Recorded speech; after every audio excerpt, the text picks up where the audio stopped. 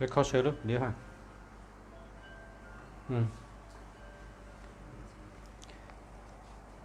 mà sung khaมาส่งพ่อแม่พี่น้องเขากูก็กูคนค้ามาพบทบเขาสินแสและสักคุเมืองดีที่เชียงใหม่ค่ะเนาะข้าวยาม8 โมงกลางค่ำเขาขาเตมาเขา2ก็เตมาอุบรัดต่อพ่อแม่พี่น้องเขากูวันเขาชื่อว่าสักคุเมืองดีและสินแสค่ะเขาขา2ก็เตมาอุบลองตั้งหู้อันกับไก่เลยลองเปต่างกาลหาทัดอันเนื้อปีต่างเขเขาเจอตื้อลองต้วยหงจุ้ยต้วยหงจุ้ยอันว่านั้นมันปองว่าตัดเตเฮ็ดลองเฮิรนลองเย่ต้วยลองก้าลองขายลองป้ายหมักมีต้วยลองตีอยู่ตีเศร้าเตเฮ็ดกัดเตเฮ็ดจังหือเตเฮ็ดเฮิรนเตเฮ็ดจังหือเตตังวันตังเมืองตีเหม่อเตเฮ็ดจังหือตีกัดเนี่ยตีเฮ็ดตีเลยเฮอมันแมนจำหงจุ้ยวันเมืองเจอนั่นกูลองให้แรมก้าพอมาตัวจำตัวเฮาคาก็ลองอยู่ลองเศร้าตาก้นก็เลยก้อนหนึ่งนาเฮือนเฮาคาในโหลเลยตาสีสังเฮอมันแมนจำปลายหมักมีเฮาโหลเลยไหวกะตั้งเลยเฮอมันแมนจำนาการเฮาพอเฮือนเฮาไหวตั้งเลยซ้ำโหลตาสีเจิงหือเตียวเจ้าในกะคะเนาะมันเป็นรายการเหมือนหนังตั้งเป็นใต้เขาก็สั่งเป็นใต้เขาก็เหมือนหนังจัดที่สลายญาณมันตั้งหน้าตั้งหลังและอำนั้นก็แก้มพิชุกะ อันเจ้าเสียชุมนาเขาจะเตรียมไว้ในโลกีป้องคุกนะมันเป็นรองหงจุ้ยเหมือนกันก็กะอันในโลกีป้องคุกมันเตรียมไว้เปิงตายว่าเป็นเจ้าในปีไหนเป็นเจ้าในปีไหนก็กะจิ้นแฉเขาในเขาจำแหลกลายจำข้าวยามวันหนึ่งเลยวันหนึ่งเหมือนกันค่ะเหลือหนึ่งได้เหลือหนึ่งก็เหมือนกันปีหนึ่งได้ปีหนึ่งตั้งปีหนึ่งก็เหมือนกันค่ะก็เปิดเขาแหลกลายกว่าเจ้าไหนติ๊กๆเลยจังห้องว่าปีต่างเขไปต่างกาลหาทัดครับ นอกจากที่มาลัดตอนปันปมีทุกพี่น้องเขาไล่ถ่อมไล่ยินหนูเนื้อปุกกูวันนั่นเอามีอยู่10 ข้อค่ะนะใน10 ข้อนั้นก็แต่มี ข้อที่1ว่าเมื่อผูกในเตเลสติ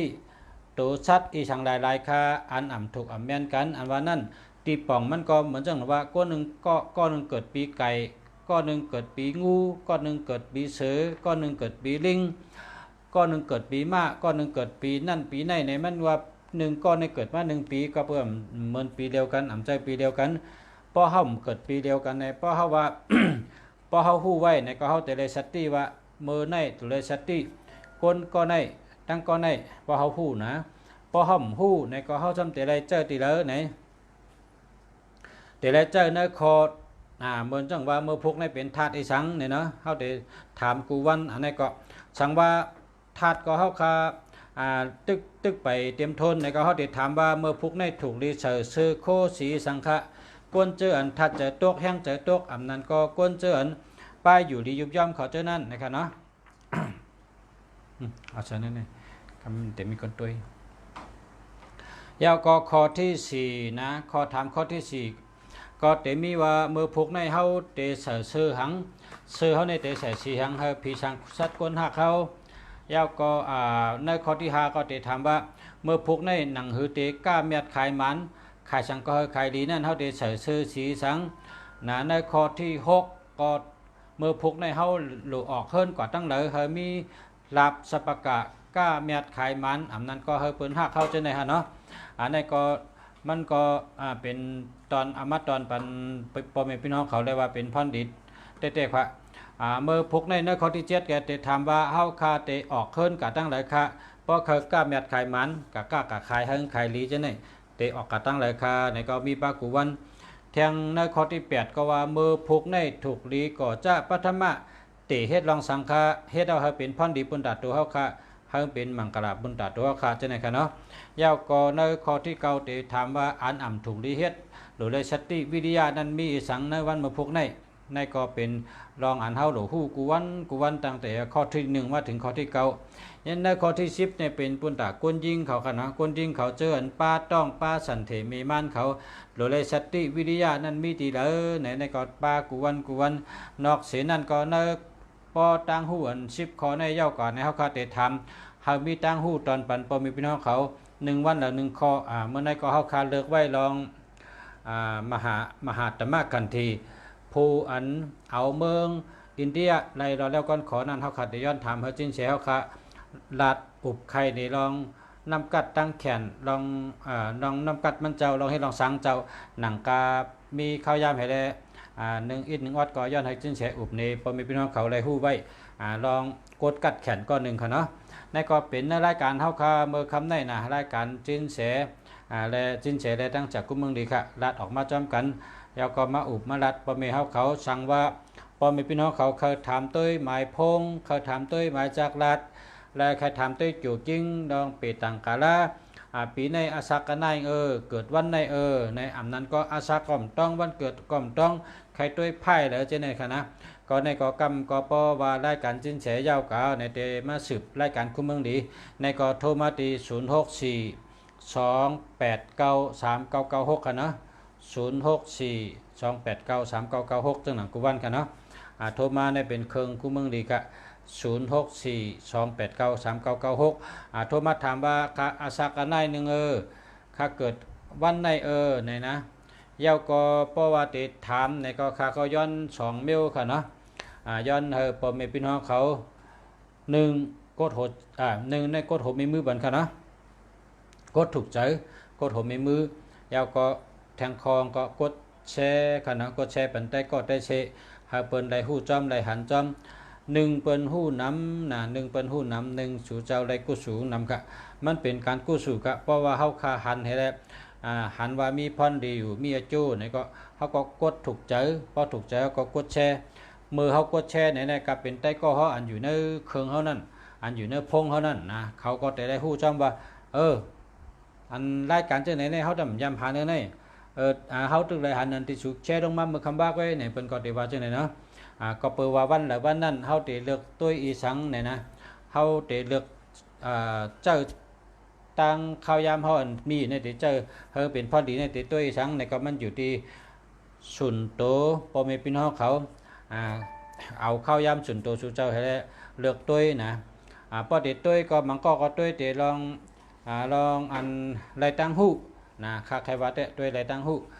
เพราะว่าวาสนาตัวหนังตัวยุคสินตัววิดีโอฉะนั้นก็เปิดว่าเขาวาสนาป้านั่นก็เขาก็ห้ามหนังเขาใครตัวอย่างตัวก้อยกาพอมาตัวเหมือนหนังว่าลอกลายจินแสในก็จะเป็นตั้งหูอันเฮาคาหลูเจอตื้อกว่าในวันหรือวันนั้นในภาวะจัดปานเฮาคานั้นเฮงพอมีลองขึ้นอย่างมาสูงค่ะเนาะอันเฮาคามาด้วยปันหมายพงสู่เจ้าด้วยปันหนังปัดพงสู่เจ้าด้วยปันหมายจากราชสู่เจ้านี่ก็เปิดว่าเคยสู่เจ้าไรหลีนะเคยสู่เจ้าไรหลีเฮาคาในหู้ยาวเฮาคาตัวทบยาวหันมาเยาวแล้วเฮาคาหู้เสเคยพอมีพี่น้องเขาไรหู้จอมและไรเจ้าตื้ออันดีนะไรเจ้าตื้อตัวนับหลีพอมีตัวนับหลีก็มีตัวแคมฉะใจแคมฉะนะเพราะว่าเขามีตัวนับหลีพี่น้องใต้เขาก็มี ยามถามอยู่เขาก็เป็นฉลาดเปต่างก้อนนึงก็เพื่อว่าพอมีพี่น้องเขาถามมาคือเยอะถามมาคือเยอะๆเมื่อหนังใกล้ถามว่าข้าเกิดวันพัดค่ะวันพัดในป้องกันกล้าขายในแต่ได้ป้องตั้งวันสังฆาเนี่ยนะก้ามถามมันว่าข้าเกิดวันพัดข้าช่ำหลุเลยป้องก้นวันสังอันว่านั้นมันปองว่าวันพัดในเป็นตัวหาค่ะวันพัดในเป็นตัวหา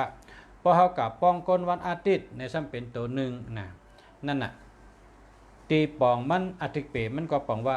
1 5อันนั้นก็5 1มันแมนกันเพราะเป็นก้นก็ก้นวันพัดตั้งก้นวันอาทิตย์เขาแมนกันนั่นค่ะเนาะเพราะก้นก็เกิดวันจันทร์เนี่ยนะ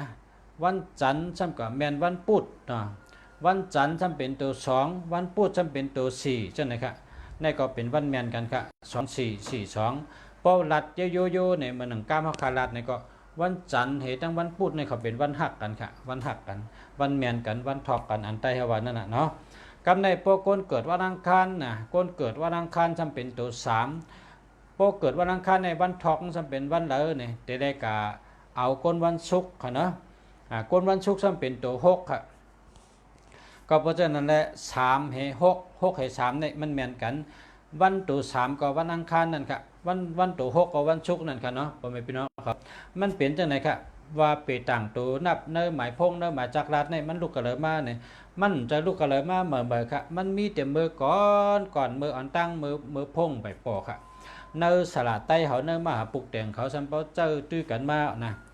เจอตื้อกันมาหึงนั่นนะกูปอกในเขาเรียกว่าเขาลัดว่าวันถอกกันวันหักกันวันนิกว่าวันถอกว่าวันยอดว่าวันหักก็ฉะนั้นมันเป็นอันนั้นค่ะเอามาเจอเป็นเนื้อหมายพงเนื้อนำบาดพงเนื้อหมายจากรัดอันเจอตื้อกันหนูตัวเดียวในก็แค่วันอันที่เป็นตัวแมนกันสองตัวแมนกันสองตัวให้ในเป็นกูนั้นค่ะเนาะก็เพราะฉะนั้นเพราะว่าก้นเกิดวันเสาร์นะก้นเกิดวันเสาร์ซ้ำแต่กับแมนทั้งวันเลยเนี่ยนะก้นเกิดวันเสาร์นะซ้ำเป็นตัวเจ็ดค่ะเพราะเป็นตัวเจ็ดในซ้ำหลุมแมนทั้งตัวแปดค่ะเนาะตัวแปดในซ้ำเป็นตัวเพอเนี่ยตัวแปดในเป็นวันพุธวายวันค่ะวันพุธวายวั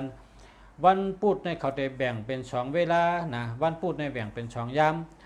สองแบ่งเป็นสองวันค่ะเนาะวันพุธเนี่ยตั้งแต่เอาหนึ่งมองมือกลางคืนในหน้าเมื่อถึงเมืองแรงแล้วก็ถึงกับวันเต็งนะนับเอาหนึ่งมองกลางคืนเมื่อต่อถึงเมืองแรงลูกที่กลางไหนเมืองแรง6 มองเมื่อถึง12 มองเนี่ยเขาห้องว่าวันพุธค่ะกำในป้นนับเอา1 มองบ่ายมองจ่ายกะต่อกลางค่ำต่อเมื่อกลางคืน12 มองนั่นเขาซ้ำห้องว่าวันหย่าฮู้นะครับเนาะวันหย่าฮู้ในซ้ำเป็นตัว8นะครับเนาะก็เพราะฉะนั้นได้กนวันเสาร์ในกะแมนตั้งวันหย่าฮู้ค่ะเพราะว่าเป็นตัวนับในก็ตัววันเสาร์ในเป็นตัว7ค่ะกำในตัวหย่าฮู้นั่นซ้ำเป็นตัว8นะครับก็เพราะฉะนั้นได้มันหลักอำไลค่ะมันหลักหลายอย่าไปตกใจว่ามันใจโยลุงเสียเขาลาดีวายโยเมื่อพงไปมีนั่นฉลาเขาดำยามยี่นะวันตัวนับอันเลยแมนตัวเลยอันนั้นดีอันนั้นดีมีข่าวเพราะว่าตัวนับอันอ่ำดีเนี่ยนะเขาก็แต่ว่าเป็นวันหยานกันนะครับกามไตเขาค่ะนะวันหยานฉูกันนะวันหลานกันในเขาห้องวันหลานกันทำเป็นตัวเลยเนี่ย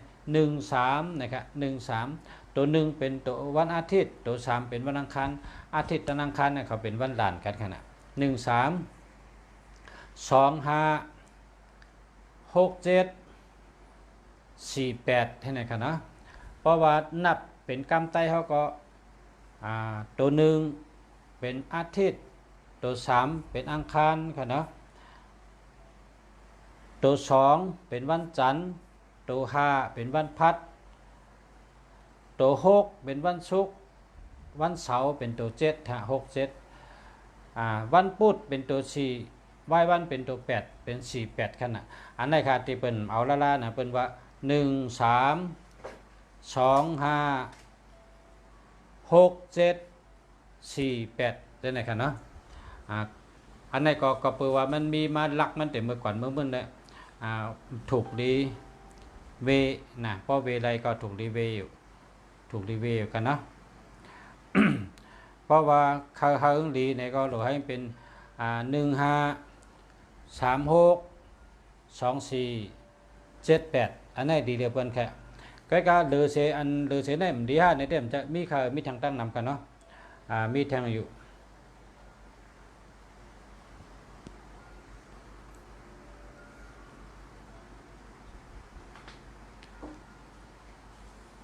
เขาครับลัดมากก่อนนะว่าครับกำในพี่น้องก็เข้ามาด้วยหนามว่าครับเขาย้อนเชิญจินแฉเขาเข้ามาอุปมาลัดต่อพอมีพี่น้องเขาครับ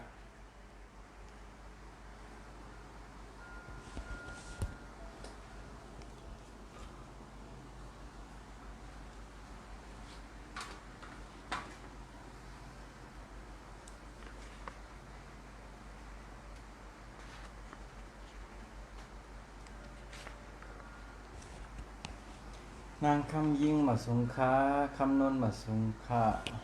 อิงเกาเสียนมาสุงค่าคำของมาสุงค่าพิมพ์ดงคำเนาะมาสุงค่านะฮะนางนนหอมมาสุงค่าลุงเสียงเมืองมาสุงค่าใจมาสุงค่ามวยเจอมาสุงค่าตะยานเมืองมาสุงขะโอเคอันหันขึ้นมาได้มีเจอไหนกันเนาะอันหันเลย ด้วยอันด้วยก้นด้วยก็มีน้ำแก้ค่ะเนาะเลยอันลายจืมลายขึ้นมาก็ย้อนตกตักกูก็ค่ะเนาะมาสูงคุ้มเมืองดีค่ะ เอาครับมาชมครับ มาสูงพ่อแม่พี่น้องโอ้ยเกาหลีผู้ถ่อมยินนะขอทั้งหมดทั้งเสียงค่ะนะฮะย้อนกลับเวลาได้ไหมมาสูงค่ะเมืองกึ่งทุ่งอู้เปี่ยมมาสูงค่ะนะมาสูงกูก็ค่ะมาสูงพี่น้องกูก็ที่ได้เข้ามาเป็นโอ้ยก็กันนะคำขึ้นในเนาะใจป้ามาสูงค่ะอันนะใครจางก็เตเลยลืมใครจังก็เตเลยลืมไหนเนาะมาสูงค่ะก็อันไรทำดีต้องไรดีทุกวันในมาสุงค้าเนาะมีพ่อแม่พี่น้องเขาก็เลยตักเข้ามาก็ติหันซื้อก็เลยเลยตักเข้ามาก็เต็มหันก็การไรมุงหันก็เลยก็ติตรงตักก็นั่นเนาะอันไรมุงหันก็ตรงตักย้อนตรงตักกูก็ย้อนมาสุงกูก็ค่ะเนาะเอาละคู่เมืองดีแล้วเต็มมีขอถามมันก็สืบถามสิ้นเสียแล้วค่ะ เอาครับมาชมพ่อแม่พี่น้องผู้ถ่อมยินเขากูก็กูก้นขาขอแนะนำพ่อแม่พี่น้องเอ้ยดีผู้ถ่อมยินเขากูก็กูก้นขาอันนี้เป็นรายการสินแสครับเมื่อในวันที่4 11 เดือน2019ครับข่าวยาม8 โมงกลางค่ำครับ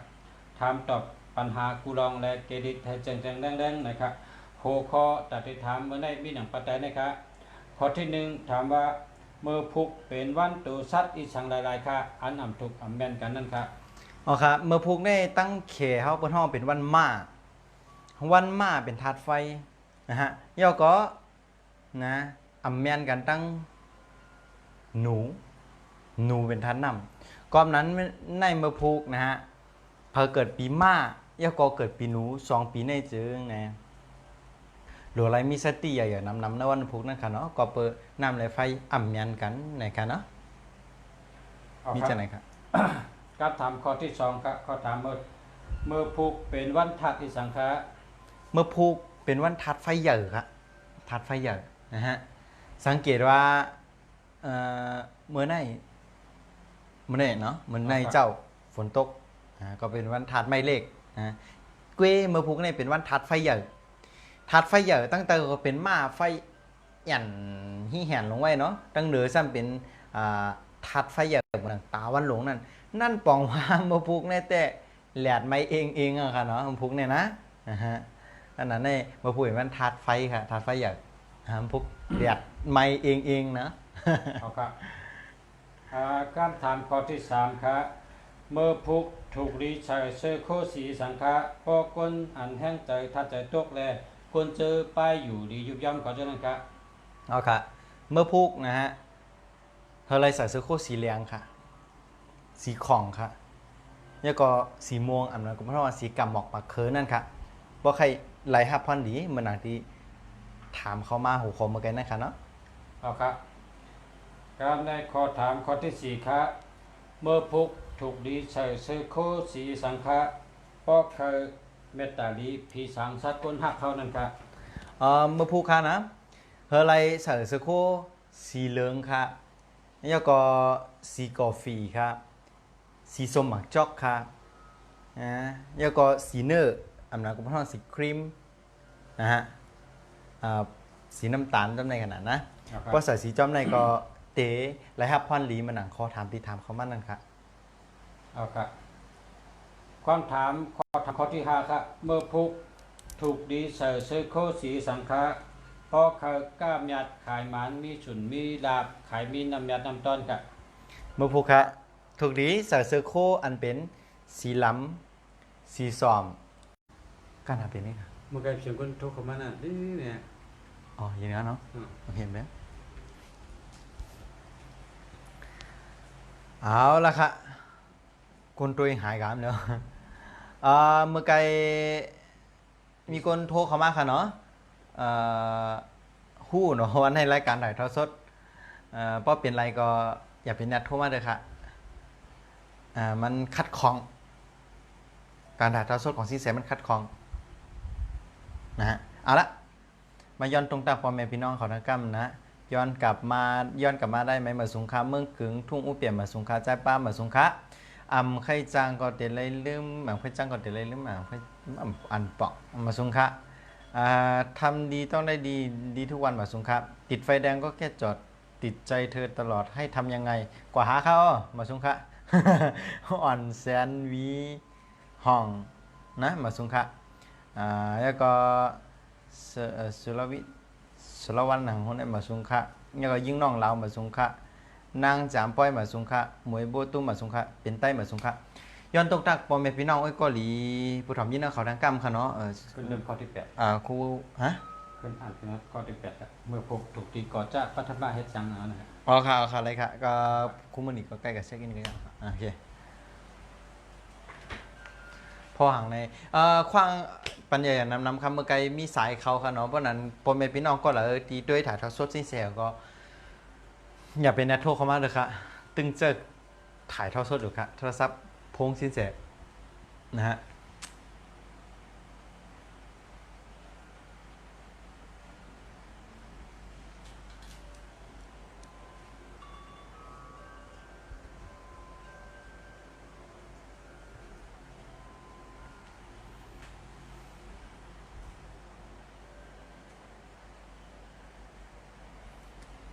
เรียบร้อยดีเนาะสืบถามข้อถามก็อะไรมันไกลคัดคองกับกลุ่มตันได้ยินข้อถามข้อที่8ครับเมื่อพุกวันเมื่อพุกนี่วันเมื่อพุกในค่ะนะถูกลีก่อจะปัทมาติเฮ็ดลองสังฆาให้เป็นมังกราลีให้ปันพรดีปุณดาตัวเฮาคานะครับนะข้อถามก็บอกว่าเมื่อผูกเฮาเด็กก่อจะปัทมาให้ได้เตตังเฮ็ดสังอันนั้นปองว่าเฮาไปยามเฮ็ดเฮาไปต้อนเฮ็ด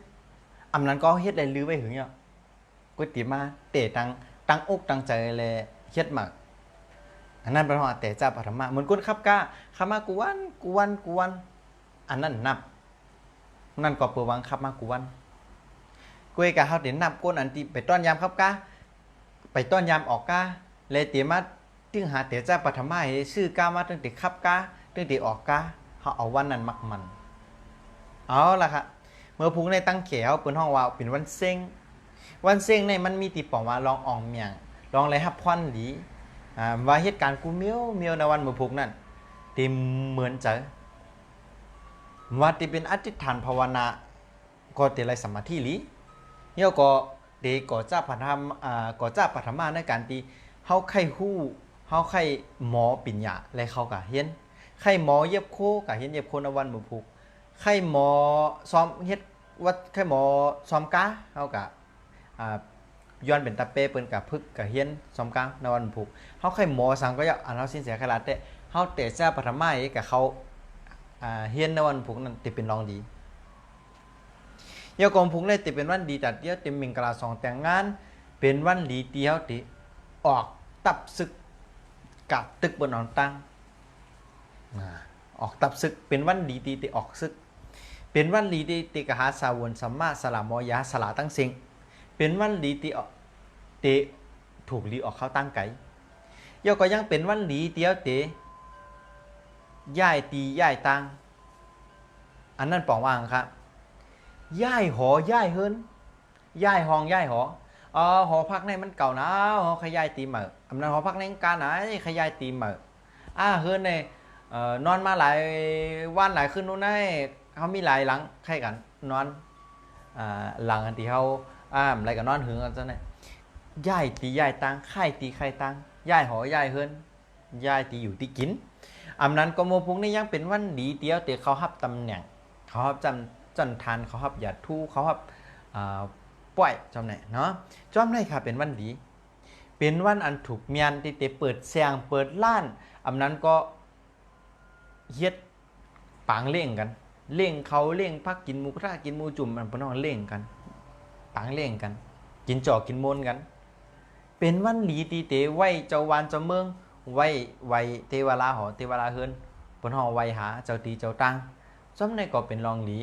เป็นรองดีตาตีติกะยศยาโยกะตั้งเปลี่ยนเนาอันเนาเจ็บเฮาไม่เฮาใครเอาน้ำนั่นกะยศยาตัวเจ้าก็เฮามันหายเมื่อมันแค้น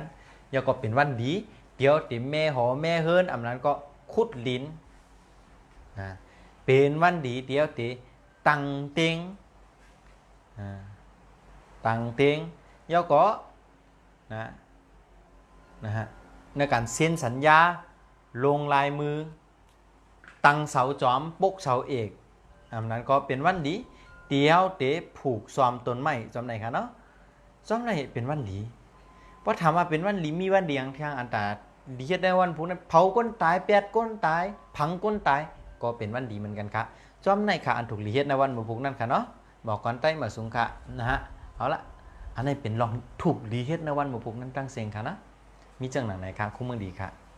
เมาเราเสียตั้งมาหักเสียน้ำตามาสูงค่ะเนาะเอาค่ะกันในก็ได้สืบถามข้อที่เก่าค่ะข้อที่เก่าในถามว่าวันมาพุกในอันอ่ำถูกดีเฮ็ดนั่นมีสังพองค่ะวันมื้อพุธนะฮะก็เปิดตั้งแขห้องเป็นวันเซ็งยิกเหมือนกันในเซ็งห้องเต็มๆเป็นห้องวันเซ็งยิกวันเซ็งยิกเนี่ยอ่ำถูกลีหังเนี่ยอ่ำถูกลีเฮอมีคดีความค่ะเพราะว่ามีคดีความมาปอเป็นปริกฎหมายขึ้นมาเยาปอเป็นอมูขึ้นมาเยาเนี่ยเพราะเปิดปังตลาเปิดอมูในจึงมันจะปังตลาหนังตลาได้มันจะนะปังอมูเปิดอมูเพราะว่าเปิดอมูในวันพุกสู้คดีในวันพุกกั้นเขาเพราะนั้นมาพุกเนี่ยอย่าไปเฮิมปอมาลองคดีเลยปัญหากันเนาะเพราะเวลาไหนที่ป้นเพอะไรค่ะเนาะนะครับเอาค่ะการในถามปุตตะคนยิงค่ะในข้อที่10ถามว่าผู้ยิงนางยิงเขาเจอป้าต้องป้าสันเทเมมานเขานั่นถูกไล่เวสติวิทยานั้นมีหลายตีค่ะในวันมาพุกได้ค่ะมี2ตีครับ1อย่าไปมองก็มองเราก็มีโกดังค่ะเนาะอย่าไปกาเรียนที่โกดังอย่าไปกาเลโกดังอย่าไปกาอยู่โกดังเนี่ยมันบอกมาทางนั้นเนี่ยบอกว่าตีของเก็บโคเก็บของตั้งเสียงมันติดรับสิ่งตีรับสิ่งตั้งเสียงอ่ำดีกว่าอยู่เดรับสิ่งตีมือเดแล้วก็ตีเก็บโคเก็บของห้องเก็บโคเก็บของอย่าไปเข้าอย่าไปกาอยู่ในวันเมื่อพุกนั่นเนาะเววันหนึ่งนะฮะนั่นบอกว่าเขาเราอยู่ตีแจงแรงนะฮะข้อทน2อย่าไปเปลี่ยนผ้าปูที่นอนเปลี่ยนปลอกหมอนเปลี่ยนโคนอนเปลี่ยนเตียงนอนตังเตียงหมาค่ายห้องหมาจำได้อันเป็นแม่ม่านเขาหน่อยเวสตีหนึ่งค่ะว่าเวอะไรที่เป็นรองดีค่ะเนาะมีใจไหนค่ะอันแม่ม่านเขานั่นค่ะคุ้มเมืองดีเอาค่ะยินดียินจมค่ะและเขาก็เลยทำได้ยินกว่ามี10ข้อค่ะในรายการจินแฉมาเอาตั้งหูตอนปันพ่อแม่พี่น้องเขา1วันละ10ข้อนั่นเอาใจตื้อเลยเฮาคามาลัดเมื่อในปุ่นตัดใจตื้อวันมาพกค่ะเนาะอันนี้ก็เย้าตัวดีงามค่ะในตอน10ข้อนั่นกันในเฮาคาได้สืบถามลองภูกัดแข่นอันเอาเมืองอินเดียปลดปล่อยไรนั่นค่ะชื่อว่ามหาตมะกันทีมีรองรัดเช้ามันมีชื่อหลายๆค่ะแคนดอจินแถวค่ะใครในเฮาคาสิกรรมค่ะมหาตมะกันทีเนี่ยนะมหาตมะกันทีเนี่ยเมื่อกาปันมหาธรรมะกันที่เห็นอยู่ที่อังกฤษเนาะอังกฤษเนี่ยยาสละเพราะยาอาจารย์เนาะยาอาจารย์มันก็ยาคูงก็หนึ่งนะยาคูงก็หนึ่งเนี่ยถังเลขเจ้าก็เพราะว่าดูถูกดูแค้นเนี่ยไว้ถังเลขมันนะครับถังเลขมันเห็นก้าเนี่ยเฮียอะไรถังเลขเนี่ยก็เพิ่มเป็นคนอินเดียนะเป็นคนอินเดียก็เป็นคนผิวสีนะฮะก็นั้นแหละถังเลขวันหนึ่งนะครูมันนั่นที่ห้องครูห้องอาจารย์ครูมันนั่นนั่งกินข้าวที่ห้องเขาบ้านนอกห้องอาหารนะห้องเขาที่กินข้าวนั่งที่ห้องที่กินข้าวนะวันหนึ่งครูนั่งที่ห้องที่กินข้าวคันที่ก็เงียบบ้านเขาไงก็ไปมานั่งที่โต๊ะอันที่คุ้งนั่งนะฮะมันเป็นนั่งผักไส้ผักกาไหนรู้เพราะฉะนั้นแล้วเนี่ยคุ้งก็ขึ้นลาดออกมาว่าเปิดห้องว่ามันลาดออกมาในข้อความที่ลีเฮียงลีมือลีจานเจ้านั่นนะ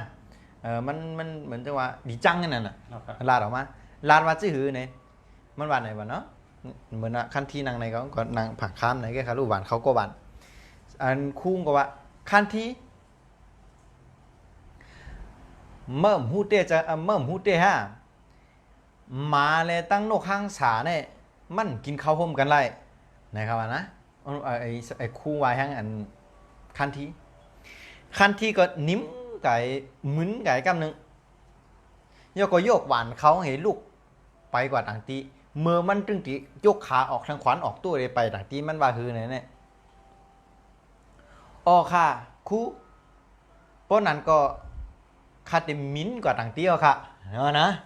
คาเดมินกว่าต่างตีเอาค่ะเนาะเพราะนั้นสลานี่จะล้ำนะสลาแตกมาเลยตั้งโนข้างสาด้วยโนข้างมาเลยโนข้างสามกินข้าวกันเลยนะขั้นที่ว่านั้นคาเดมินกว่าต่างตีนั่นบอกว่าสลาเป็นม้าเพราะนั้นเนี่ยสลานี่จะล้ำนะคู่นี่จะล้ำนะวนไว้ในใจเนี่ยเก่าตึงตีเครียดเธอมาบนห้องติดเฮียมิวจะเรียนงานเธออะไรนั่นก็ครับว่าวันหนึ่งมาเข้ากันในห้องเฮียนค่ะเนาะเขานอกห้องเฮียนน่ะสลามันคู่นั่นนะเขียนตีไว้บอร์ดเขียนที่เจ้าดิ่งโป้งเขียนว่าทั้งนั้นเนี่ยเขียนตีกระลานนั่นเขียนว่าเขียนถามว่านะตั้งเขียนตั้งถามเพราะว่ามี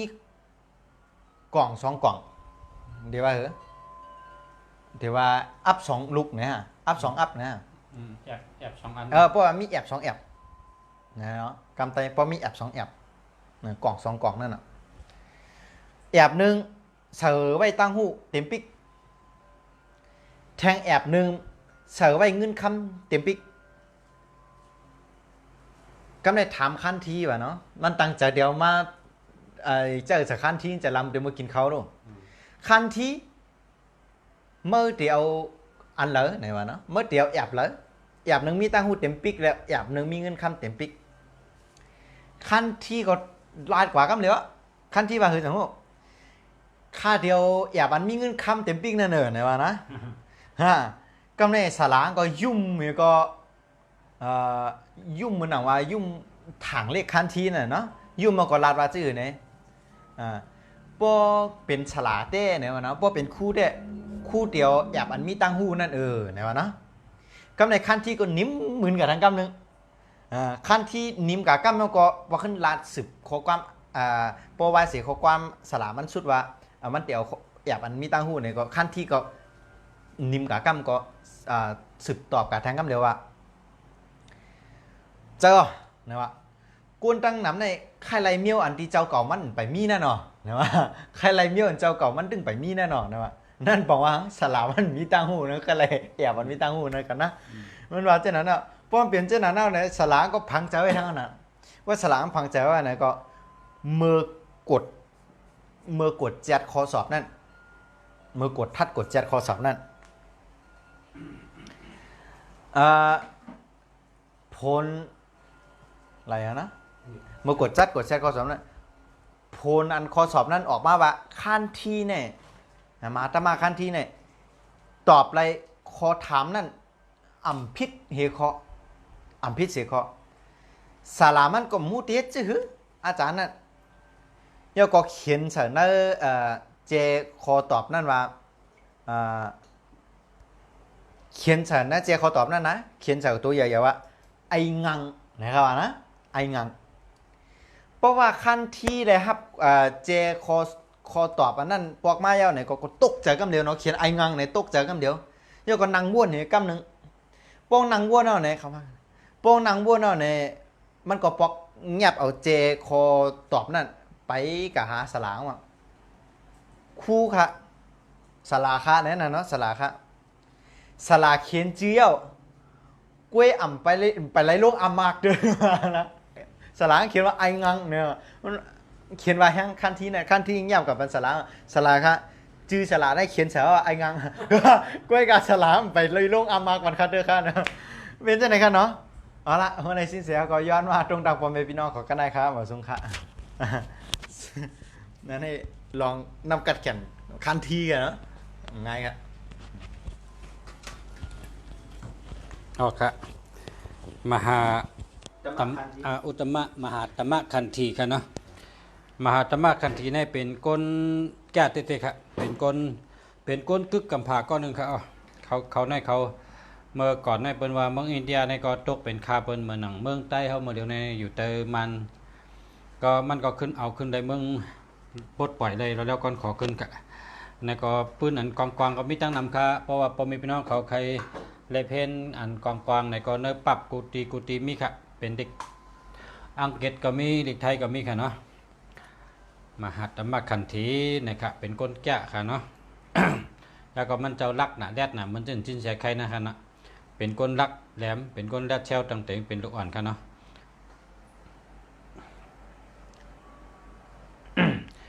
สืบเสร็จในก็ย้อนลาดพ่อแม่พี่น้องเขาลองแต่เตตุ้ยหมายจากลาดก็ไรเตตุ้ยจู่กิ้งก็ไรเอาค่ะกับสืบเข้ามาค่ะกับในเฮาคาเตปตุ้ยปันค่ะเพราะว่าใครตุ้ยในก็ย้อนกดแชร์ตั้งแต้มว่าแชร์ยาวคาและตั้งแต้มถามนั่นตีเร็วกันค่ะเนาะให้มาจอมกันเพราะฉะนั้นในเตยาวนำค่ะเพราะว่าพอมีพี่น้องเขากดแชร์ปันในก็จมค่ะมันก็กดแชร์ในก็เขาก็แชร์หลายๆก็เขาก็ทำในก็ยินจมค่ะเพราะว่าเมื่อว่าก็เลยทำกับตั้งนำมาขนาดเนาะเชื่ออันมุดทำเมื่อว่าก็เมื่อใดก็กดแชร์หลายๆก็ดีค่ะอันไปได้ถามในก็ทำเขามาค่ะ อันนี้ก็มันเป็นรองตัดเด็ดจอยปันพอมีพี่น้องเขาเฮามีตั้งโจทย์เจอซื้อเจอว่าในปีนี้จูเขาเป็นหือเนาะจูเขาจองดียาวก็เมื่อเดียวนี่อันหมายจากรัฐอันคัดใจในจ่องดีค่ะจ่องมีเงินค่ะจ่องรถเพค่ะถามได้กูลองคุยกับพวกเคยมีปัญญาเคยมีตั้งหูแทงในก็หลุดถามว่าจ่องมีปัญญาค่ะพอเปลี่ยนลูกอ่อนตึกขึ้นห้องเห็นในแต่หลุดตัวเป็นมีปัญญาค่ะเนาะหลุดเป็น154 145 ค่ะหลุดเป็นเจ้านั้นค่ะอ๋ออันนั้นมันเป็นซอยให้คนเฮามีปัญญาลองเห็นหูลองสืบเห็นหูแทงนะแต่แคมหรือเก่าแต่ตัวต้นหรือเก่าก็เพราะฉะนั้นแหละพอเฮาใครไรเจิ้งหือไหนเฮาแม่นจำตั้งดูเฮานั้น1แค่นมันหาโจงไว้ค่ะเพราะว่าเฮาใครมีเงินนะก็เฮาหลู่หาตัวนับอันเป็นตัวเงินใส่ไว้ในหมายจากรัฐเฮาค่ะเนาะพอใครมีเงินพอเฮาใครมีตั้งหักนะเฮาเปิ้นหักเขามีเมตตาดีในก็เฮาหลู่หาตัวอันเป็นเมตตาและตั้งหักนั้นมาใส่ไว้ในหมายจากรัฐเฮาค่ะมันป่องจังนั้นก็ค่ะนะตีป่องมันก็พอเฮานั่งมีสติสมาธิดีให้วนได้ก็มันได้กว่าภายใดภายนั่นค่ะอ๋อนะป้องอ่ำลีในก็ป้อมเมี่ยมลีในตั้งเมืองไทยในเป็นห้องว่าจนนะครับเนาะป้อมเมี่ยมลีในเขาห้องจนป้องดีในเขาซ้ำห้องว่าเจ้าในขณะเจ้ามันจังพระในนะพระในปองว่าเจ้าได้ก็เป็นเจ้าช้างก็พระเจ้าจ้างก็พระค่ะพระราก็พระค่ะเนาะเขาห้องพระหมดนะนั่นเป็นอันดีค่ะเนาะเพราะว่าอันติมดีในเขาห้องจนนั่นเป็นเจ้าแล้วในโจรอันที่เปิ้นว่าอันดีนั่นนี่เนื้อหมายจากลาดในเพราะมันมี1 2 2 1ในเปิ้นหักค่ะนะตั้งหักอันดีก็ในเพราะมันมี1881ในซ้ำว่าจอยหรือเปิ้นก่อมฮู้เกจูเฮานะเปิ้นฮู้เกจูเปิ้นฮู้กุงเฮาเฮ็ดการเปิ้นก่อมหักเฮานอกเสเปิ้นฮู้เกจูเปิ้นหักเฮายังจางญาเปิ้นแปดเปิ้นแดนนะจังไหนค่ะเนาะลองแปดลองแดนลองเปิ้นดิ่งเปิ้นแปดเปิ้นแดนเฮาในกรณีสตินะพวกเขามี1881 1221ตั้งหักอำดี1331เป็นคนเจอปิดเจอแก้มต่อชายใหญ่เจอไว้นะมันมีลาบค่ะในก่อน13ก็เปิ้นใจค่ะแล้วก็6776อันนี้ก็มันปังว่าม้วยลงค่ะเนาะกามีกาม้วยมีหังก็เสียงมีเงินก็เสียงมีคำก็เสียงอย่างก็ยังมันเสียงก็ขึ้นอำเลยตั้งหักกัน2ก็หักกันก็เลยผัดเลยยานกันอยู่ก็ตีก็ตั้งมันก็เลยผัดลองดูเดียวกะเจ้าไหนก็มีนะก็เปิดเจ้านั้นได้6776ก็มันตึ้นดีค่ะอันนี้ก็เวเหเนอ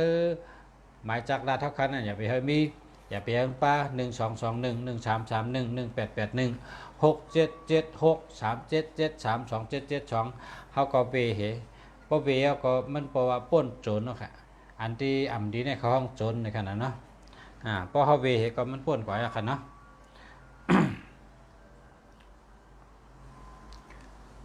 มายาค่ะตัวอิงค่ะนะ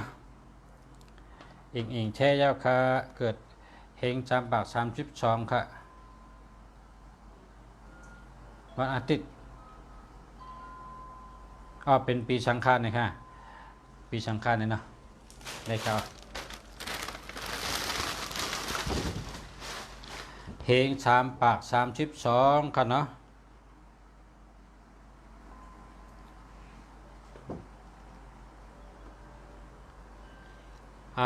เกิดปีม้าครับเกิดปีม้าเฮง3 ปาก 32เกิดปีม้าครับมันแมนตั้งปีสังขารนะแม่นปีม้าครับเนาะแม่นปีม้าครับทัดถ้าเป็นทัดดินครับเป็นทัดดินครับแชยาวค่ะกนวันพุธอาสัก24เกิดปีสังขารอาสัก24 81มี6มี7มี7มี5 57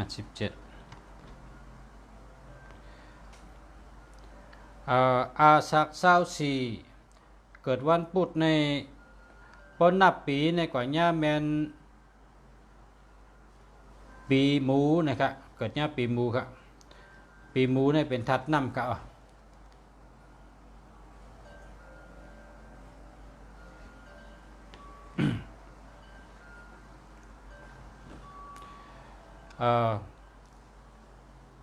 ปีอะไ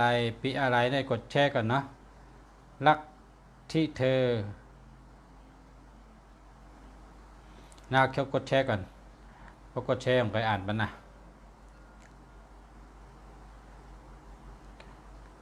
มาสุงค่ามาสุงภาษาทั้งสองมาสุงค่า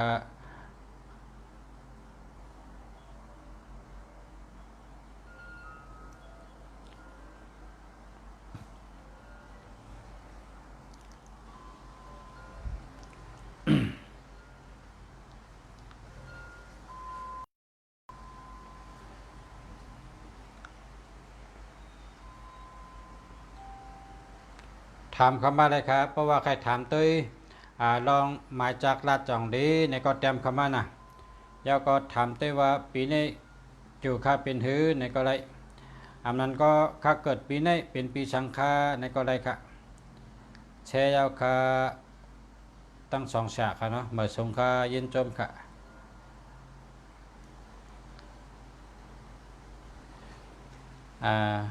เหมาใต้เมืองร้อยนะครับมาชงค่า1 เฮง 3 ปาก 1 เฮง 3 ปาก 48ปีอะไรคะอันนี้กดแชร์ก่อนกันนะ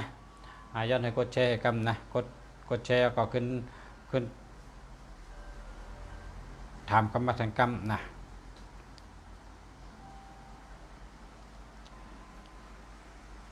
แชร์ยาวค่ะจมเอาค่ะเฮง3 ปาก 48ค่ะเนาะเฮง3 ปาก 48นี่ก็เกิดปีเสือค่ะเกิดปีเสือนี่เป็นทัดไม้ค่ะเกิดปีเสือเป็นทัดไม้ค่ะเนาะเฮง3 ปาก 48ค่ะเนาะเป็นก้นเกิดปีเสือทัดไม้ค่ะ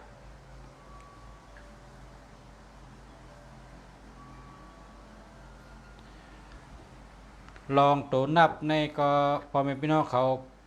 ขากัดด้วยใน YouTube ใน YouTube ในก็มีน้ำไว้ค่ะน้ำต่างๆนะคะเพราะว่าหมดถ่อมตั้งใต้ก็ถ่อมใต้เพราะหมดถ่อมตั้งไทยก็ถ่อมไทยก็มีเหมือนกันค่ะเนาะสั่งว่ามีข้าวยามเนี่ยก็เข้ากันใน YouTube ให้กดด้วยกันนะเด็ดด้วยกันนะแชร์ยาวค่ะเลิน3 วันอังคาร1986อาสัก33อาสัก33ย่าเป็นปีชังคาเนี่ยเนาะ1986ค่ะเนาะ1986เกิดปีเสือนะครับ1986นี่เกิดปีเสือเป็นทัดไม้ค่ะ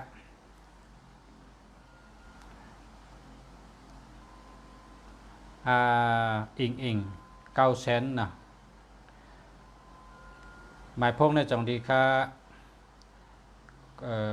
087 787 51แล้วก็53พอถามว่าจงดีในก็ดีอยู่นะก็ เจ็ดในป้องนำนะในเป็นก้นวนนำค่ะวนนำนะนะเจ็ดในตัวมิโตเร็วใกล้กันแล้วมันจะเงินค่ะ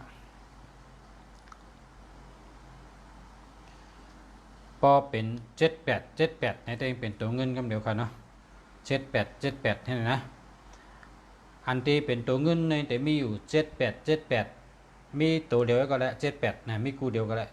28ในก็ตัวเงินน่ะ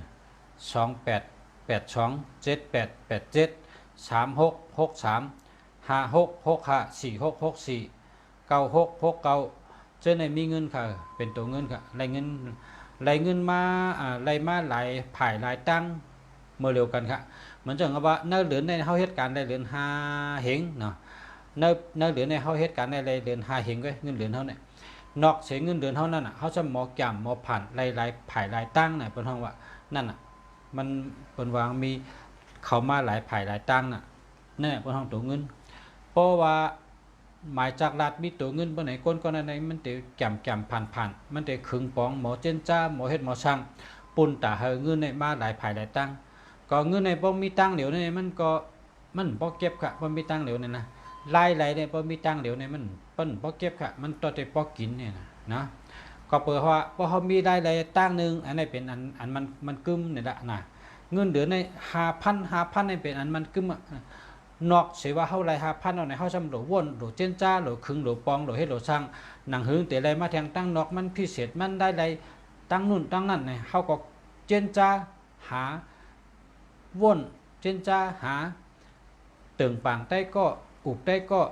ขึงปองว่าแต่เฮ็ดสังหามีได้ไรแทงในเมื่อเดี๋ยวในไรหาเห็นในต้อเตอยู่ไรต้อเตป้อกินก็มิตาหรือหนังหื้นแต่ไรแทงหลายผ่ายหลายตั้งนั่นเฮาแต่เฮ็ดถือแทงเฮาแต่ขึงได้หลายแทงนะมังก็ตำหมักซ่องพ่อให้ขายมังก็นึ่งข้าวเหนียวให้ขายมังก็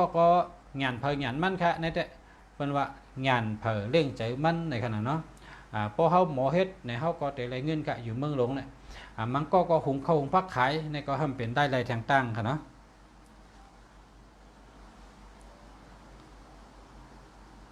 19กันเท่าค่ะ1994ก็กดแชร์ให้กำกันเลยนะประชาธิด้วยปันกะแต่ยันเมืองแชร์ยาวครับประชา0993342745อันนี้แค่มาค่ะเนาะแค่มาค่ะเพราะว่ามันมี45ไว้ที่ดวงแสบแคมนะมันมี45ไว้มันเป็นที่45นี่เป็นพักดูเงินกำเดียวกันเนาะเพราะว่าพักดูแคมนี่กันนะพักดูแคมกำในอันที่2ซ้ำ0932484426นี่ก็เรียกว่าแคมเหลือตั้งเหนือค่ะเรียกว่าแคมเหลือตั้งเหนือในอันแคมได้มี45นั่นค่ะพักดูแคมแต่ตั้งเตอในมันมี426624นี่เป็นจุ่มเปิ้นว่าเมตตาลีนั่นค่ะนะเมตตาลีพอหลูกกับ10ลองหาการหาเงินหาได้ก็กูลองอุบลองลาทั้งแคมเนี่ยเอาเบอร์0932484262ในเอาเบอร์ตัวนี้อันโทรหาน่ะใจเบอร์เนี่ยใจกำนำเนี่ยใจโทรกับลองเลยก็เยอะพอโทรกันในแต่ลองอุบกันในแต่เป็นลองไรเงินมาลองนาการเท่าง่ายดีกูลองมันได้แคมแดบนะการกับ10กูลองมันได้แคมแดบค่ะเจออันตั้งแต่ค่ะเจออัน0932484262เจอในค่ะเนาะมันเป็นอันดีเลยตั้งเหนือในมันดีรีวแต่ว่ามันตันตั้งแต่ค่ะนะแชร์ค่ะเกิดวันพุธอาสาฬ42ปีสังขะอาสาฬ42ค่ะ81มี8มี9อันนี้มี7 39เหง3ปาก39ค่ะเหง3ปาก39เกิดปีงูค่ะเนาะเกิดปีงูเป็นทัดไพ่นะครับอันก้นอันชื่อห้องว่าชื่อหมออ่านก้นเกิดวันพุธอาสาฬ42ปีนะครับเนาะเกิดปีสังขะอันนั้นนะเกิดปีงูค่ะเป็นปีงูได้เป็นทัดไพ่ค่ะ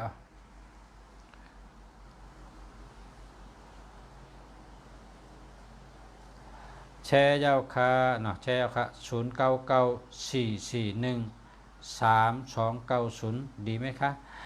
ดีค่ะเพราะว่าในกลางก็ดีในกลางในมี13เนี่ยดีค่ะ13สมาทางที่พักดูเงินเนี่ยที่ตั้งปลายเนี่ยนะ90เพราะว่าศูนย์อยู่ตั้งปลายเนี่ยมันเขือกแข้งไว้ค่ะนะแลกไว้ค่ะนะแลกไว้ค่ะแลกให้แลกเหมือหาเหมือค่ะนะแชร์ยาวค่ะใครถามโกนเกิดวันอาทิตย์แต่ไรอย่างนั้นแต่ไร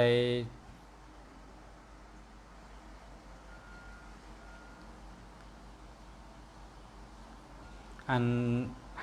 ใกล้ๆเต็มหน้าดิกใต้เขาเนี่ยเพราะหึงเต็มในเป็นจังไหนลุงแสก็เมื่อกูปอกในเพราะใกล้เต็มพิษเพราะตัวเดียวในใกล้เต็มก็ตัวพิษก็เพราะมีแค่นะอันนี้เต็มมาเหมือนครับลุงแสอ่านได้ออกครับเลยแชร์ยาวค่ะใครถามโกนเกิดวันอาทิตย์ในเตไร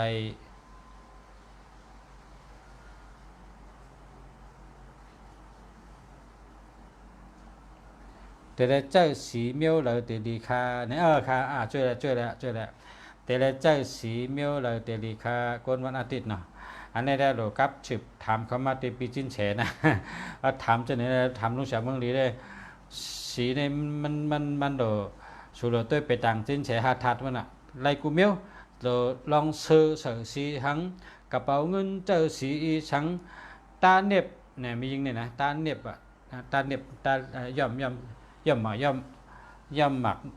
อกกำเตยว่าเหือตาเน็บย่อมกับเนี่ยมือจะได้นะตั้งหมดด้วยกันนี่นั่นกระทำปีจิ้นแฉนี่ได้นะก็ว่าเต็ดด้วยกับทั้งกอง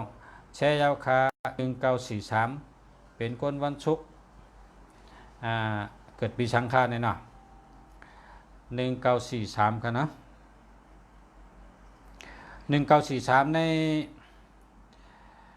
เกิดปีไก่ครับเกิดปีไก่นะเป็นปีไก่ครับเนาะ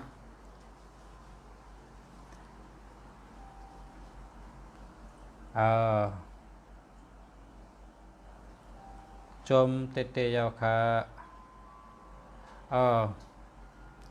อันที่พี่น้องเขาในเต็มเด็กจอกกี่มาเนี่ยมันอ่านได้ก็อย่าไปเจอจอกกี่นี่นะอย่าไปเจอครับเจออยู่ในกกไตเขาเนี่ยอยู่ในกกปังลงเลยครับนะอันนี้มันอ่านได้ตัวก็เดียวครับพองมาฮอตเนื้อเครื่องเขาขาดีเกียงใบแต่มันแหลวเหมือนอย่างนอนนั่นค่ะแหลวมันตัวนอนกับกันเดียวนะมันอ่านได้ค่ะนะแค่โดยอย่าไปเจอจอกกี่ครับนะเจออยู่ในกกพร้อมกันค่ะเจออันเดียวมันก็เป็นเจออันเดียวกับป้องกันหมดตัวเดียวไตเขาก็หลุดแปดจอกกี่ค่ะเพราะว่าจอกกี่เนี่ยมันมาอ่านที่แน่นได้ค่ะแชร์ยาวคา0991719406ดีไหมคะดีค่ะตีว่า06นั่นเลยติมดีเนี่ยนะ06มีดังปลายนั่นน่ะดีหาเบอร์นะหาเบอร์ได้ดีค่ะเนาะหาเบอร์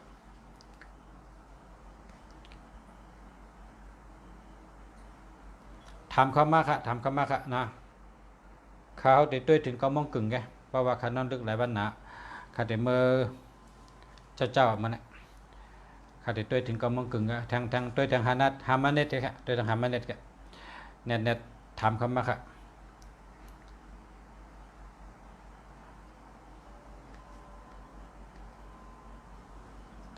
พบกันวันอิดวันออดเนาะมาพบกับมีแทงมาฮือกับมีแทงมันจะมีกูวัน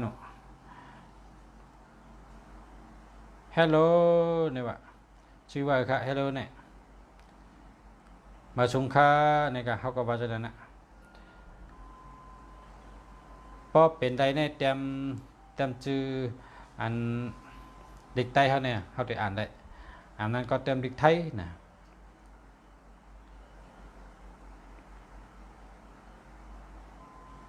แชร์ยาวค่ะอันใดก็เป็นมีก็เร็วขาดได้รัดในตัวมีเงินนะให้ชูเจ้ากับชื่อฮังกุ้ยนะเอาค่ามาชงค่าเพราะฉะค่าเกิดวันค่าเกิดวันพุธค่ะอายุ54แต่เป็นปีชังเนาะ อายุ54นี่ก็ตอกได้กันเนาะ54 81มี7ค่ะเนาะมี7อันนี้ก็มี7ก็27เฮงชาปาก27เกิดปีมาสิงเกิดปีงูเหมือนกันครับอายุ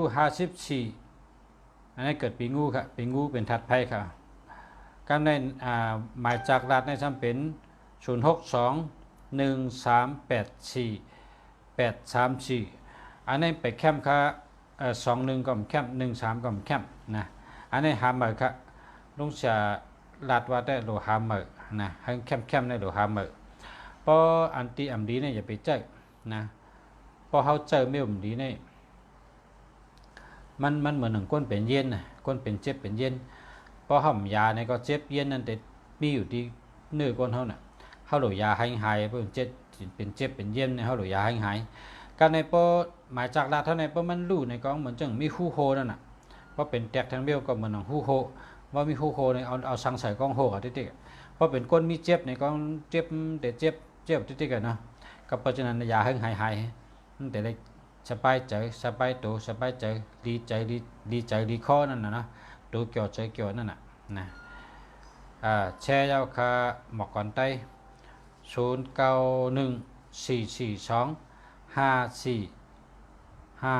อารมณ์ในแคมป์จะเนี่ย5429มาเนี่ยเพราะมี54เนี่ยนะฉลาดเขาสอนว่าครูเขาเนี่ยสอนว่าคนก่อนเจอ5459จะเนี่ย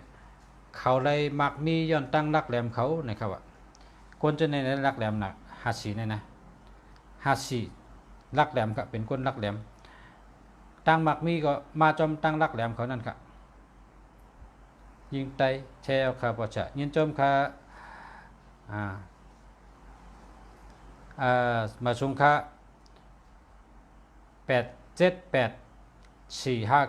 8784596และ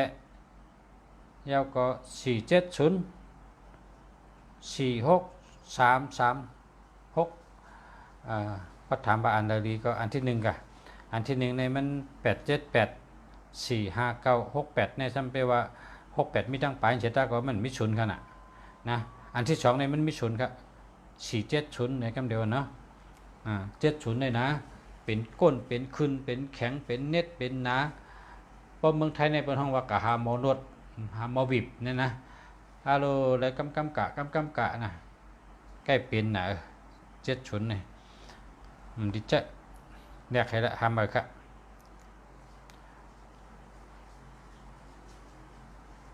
ยิงไตแชร์ยาวคา0991419901นะเพราะถามว่าจ่องดีมันก็มันดีเพราะวางเป็น01นะ01มีทั้งปลาย เกิด2กดแชร์ก่อนนะกลลูกวันอังคารอันนี้ก็กดแชร์ก่อนกดแชร์เห็นกระทำนะแชร์ยาวคา0947063136อเมริกา70นี่ก็เป็นเน็ตเป็นนานะเหมือนหนังก้นที่เป็นตายผักเท่านั้นน่ะเน็ตเป็นนาเป็นก้นเป็นคืนกับ70ยาวก็แทง3113นี่ต่อชายใหญ่เจอปิดเจอแก้มจะดำง่ายมีดาบนะครับเนาะเพราะฉะนั้นนุกจากว่าไปแคมป์นะแขกนาเล็กเนี่ยนะแขกนาเล็กแลกมาเลยนะแลกมาห้ามมากะพอใครเข้มก็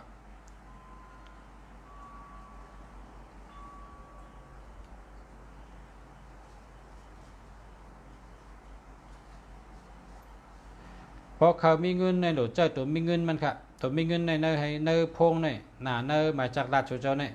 หรืออะไรมีอยู่เหตุ2กูจะในก็ดีมีกูก็ยังจ้ากัน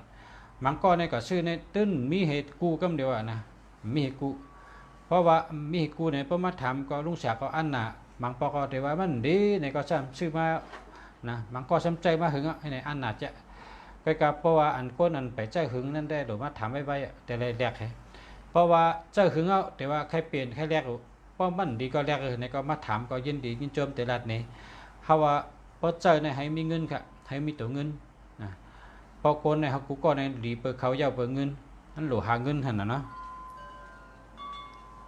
อันนี้จังดีค่ะอันนี้ดีเขาพอสูหักเขาอยากเก้าแทงก็เหมือ092 563 3466นะเข้มจังเนาะเข้มจักค่ะดีจักค่ะเอามาสูงค่าปอสะแช่ยาวค่ะ062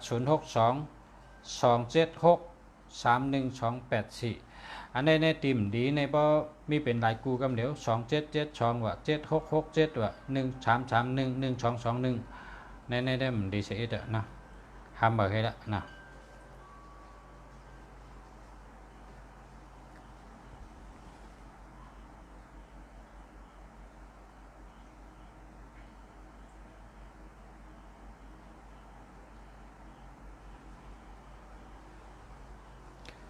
ลูกวันอังคารอาสาฬ48ปีสังขารนี่นะกดแชร์ค่ะเอาไต้ยันเมืองมากันเนี่ยต้องด้วยกันไต้ยันเมืองคือเอาวะก็ไม่ด้วยไต้ยันเมืองก็มากันในหังแค่ให้ไต้ยันเมืองออกขายึดโจมขาไต้ยันเมืองแชร์เอาค่ะอาสัก40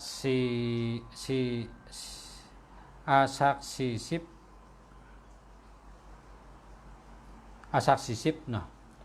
40 81เกิด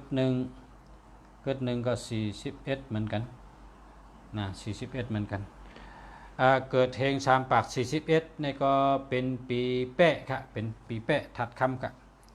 ปีแปะถัดคำค่ะยาวที่ปีแปะถัดคำในการเมื่อไหร่นะ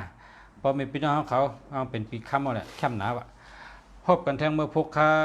เมื่อพกวันบ่ายเขาค้าพร้อมกันว่าเฮ็ดก่อกันแทงในรายการจิ้นแฉข้าวยำ8 โมงกลางค่ำค่ะเนาะเมื่อในก็เขาสักกุมึงหรือใดตั้งจิ้นแฉย้อนดูกันในก่อนค่ะย้อนช่วยพอมีพี่น้องเขาอยู่ดีมีเงินห่างดีกึกปืนกูก็กูก้นค่ะมาสงค่ะ